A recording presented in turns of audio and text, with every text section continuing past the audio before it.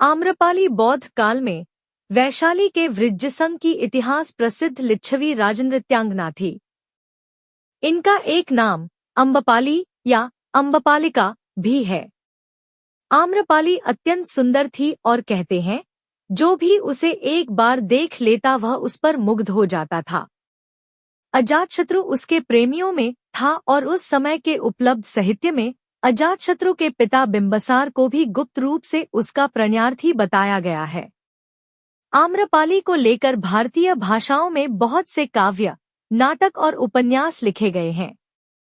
एक बार की बात है, महात्मा बुद्ध अपने शिष्यों के साथ घूमते हुए वैशाली नगरी में पहुंचे। वैशाली को उस समय 16 महाजनपदों में एक महत्वपूर्ण जनपद माना जाता था, जिसकी ख्याति दूर दूर तक फैली हुई थी। यह नगरी परम वैभवशाली और हर तरफ से संपन्न थी।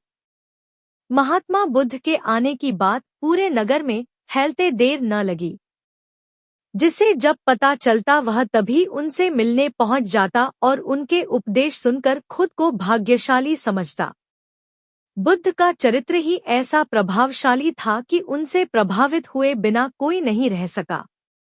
उस नगर की गणिका और राजनर्तकी आम्रपाली भी बुद्ध से मिलने की इच्छुक थी।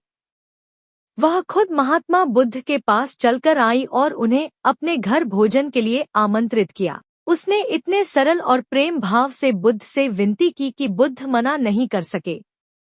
जब यह बात उनके शिष्यों को पता चला कि महात्मा बुद्ध ने एक गणिका का आमंत्रण स्वीकार किया है तो सबने इसका विरोध किया। महात्मा बुद्ध ने बड़ी सरलता से अपने शिष्यों से कहा, मैंने तो उसकी प्रेम भावना देखी। उसने जिस भावना से मुझे बुलाया है वह बिल्कुल पवित्र और निश्चल था। वह आज मुझसे मिलने एक गणिका बनकर नहीं बल्कि एक भक्ति भाव से आई थी। फिर भला मैं कैसे उसका आमंत्रण स्वीकार न करता। वह चाहे एक वेश्या हो या फिर कोई सन्यासी।